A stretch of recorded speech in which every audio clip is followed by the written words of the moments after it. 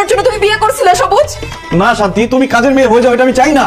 ও তোর বউকে আরামে বসে খাওয়াবি আর তোর মাকে এই বাড়ির চাকরানি বানিয়ে রাখবি?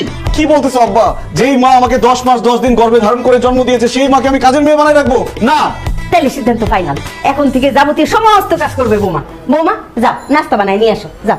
একটু দম নিতে দেন আম্মা। মাত্র আপনার ছেলের সাথে আমার বিয়ে হয়েছে, আপনাদের ঘরের ব্যাপারটা বুঝি, আপনাদের পরিবারের ব্যাপারটা বুঝি, আপনাদের রান্নাঘরের ব্যাপারটা বুঝি, তারপরে আমি রান্না করবো। তার আগে আমি রান্না বান্না করতে পারবো না। আজকে নাস্তা আপনি বানান।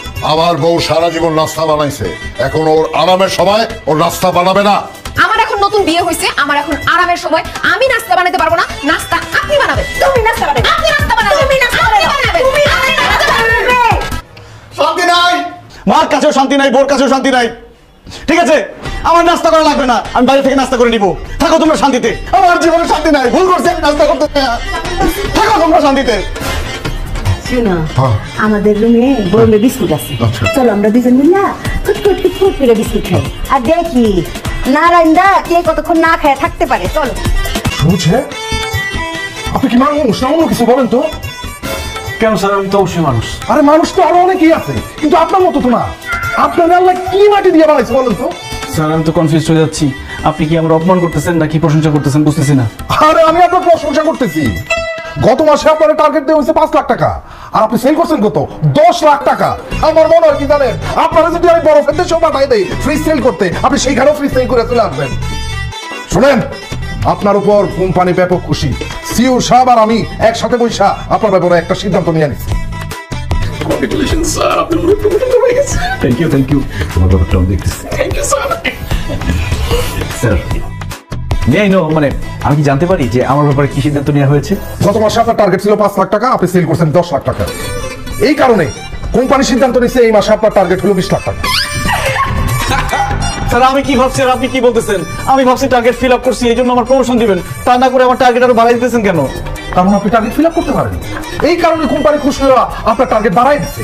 আমি আশা রাখতেছি আপনি আপনার এই টার্গেটও ফিল আপ করে থাকবেন, আর কোম্পানির জন্য আপনি 20 লাখ টাকা সেল করবেন। স্যার আমার প্রমোশনটা? দূর মিয়া, কিসের প্রমোশন? আগামী 1 বছর যাবত এভাবে পারফরমেন্স দেখায় যান, কোম্পানি তখন আপনার ব্যাপারে ভাবলেও ভাবতে পারে। ঠিক আছে? আসুন, কোম্পানি নতুন একটা চিপস বাই করছে, লারেলাপ্পা চিপস। 2 ব্যান্ড চিপস নিয়ে বের হবেন, সন্ধ্যার মধ্যে আমি সেল চাই। ঠিক আছে? এখন বসে থাকেন না, তাড়াতাড়ি ফিল্ডে যান, তাড়াতাড়ি ফিল্ডে যান। 2 ট্রাক মাল আসার কথা ছিল, আসছে কিনা? আরে বোরহান, মাল আসছে রে। স্যার গত মাসে দোকানদারকে হাতে পায়ে ধরে সেল করছি, টার্গেট ফিল আপ করছি, কিন্তু লাভটা হলো কি স্যার? কোনো লাভ নাই। কাজ না করলে বসের বকা খেতে হয়, আর কাজ ভালো করলে টার্গেট বাড়ায় দেয়। কাজ করলেও শান্তি নাই, না করলেও শান্তি নাই। স্যার তাইলে শান্তিটা আছে কই কোন তো? শান্তি যেখানে থাক, এই অফিসে এই কাজে শান্তি নাই। আমার মনে হয় শান্তির মা বাবা পড়ে গেছে। Good morning ma'am. Good morning. কি চাই? ম্যাম একটা পিৎজা অর্ডার ছিল, তাই পার্সেল নিয়ে আসলাম, নিন। কে পিৎজা অর্ডার করছে? আমি পিৎজা অর্ডার করছি আম্মা। কেন তুমি পিৎজা অর্ডার করছো কেন? আপনারা সকাল থেকে কোনো কিছু রান্না বান্না করেন নাই, আমি কি না খায় থাকবো নাকি? এই জন্য পিৎজা অর্ডার দিছি। কত টাকা দিছি এটা? ম্যাম 650 টাকা। আচ্ছা আচ্ছা মা, 650 টাকা দিয়ে দেন। কেন আমি দিতে যাবো কেন? আমি কি পিৎজা অর্ডার করছি দেখি? আমি টাকা দিব না। আপনার ছেলে আমার টাকা না দিয়ে অফিসে চলে গেছে, তো টাকা কে দিবে? টাকা কে দিবে সেইটা আমি জানি না।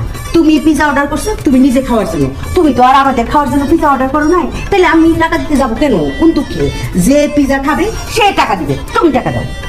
বুঝছি, আপনার চেহারা দেখলে বোঝা যায় আপনি একটা কিপটা। অবশ্যই কিপটা। আপনি টাকা কেন? একটা মানুষ মরে যেতে থাকলে তারে পানি পর্যন্ত খাওয়াবেন না? না, সেইটা অবশ্যই খাও। আপনারে বইলা কোনো লাভ নাই। আমি আব্বারে বলতেছি সেই টাকা দিয়ে দিবে। আব্বা, আব্বা একটু এদিকে আসেন তো। আসি বৌমা।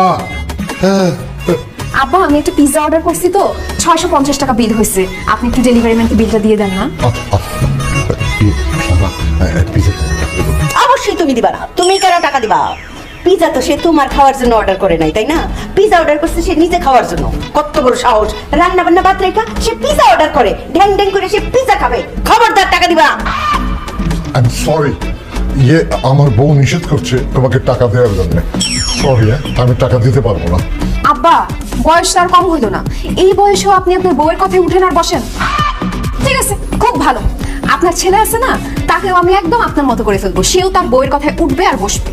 না, আমার ছেলে তোমার কথায় উঠবেও না বসবেও না। আমি ওরকম ছেলে জন্ম দেই নাই, বুঝছো?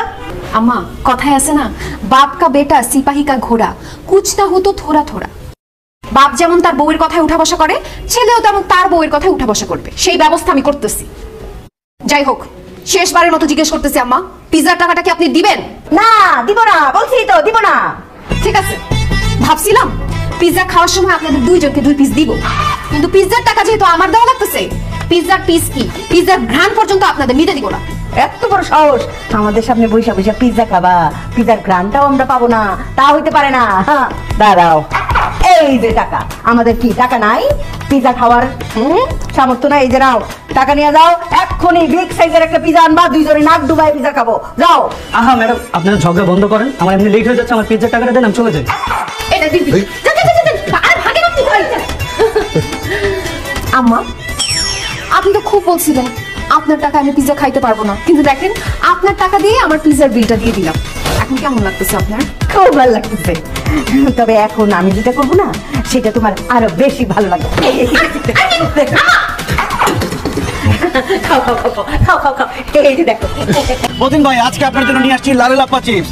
এই চিপস জোয়ান থেকে বুড়া, কচি থেকে বাত্তি, সবার মুখে একই কথা, লারে লাপ্পা লারে লাপ্পা। বান্টি, মতিন ভাইকে 5 কার্টন চিপস দিয়ে দাও। স্যার কি বলতেছেন? 5 কার্টন চিপস তো বিকেলের মধ্যে শেষ হয়ে যাবে। মতিন ভাই আমরা 10 কার্টন দিই স্যার। একদম ঠিক বলছো বান্টি, আমার মনে হয় 10 কার্টন চিপসই আপনি সন্ধ্যার মধ্যে বেঁচে ফেলবেন। দাও 10 কার্টনই দাও। আরে রাখেন তো, আপনি 10 কার্টন চিপস, কোনো চিপসই লাগবে না, জানতেন যে?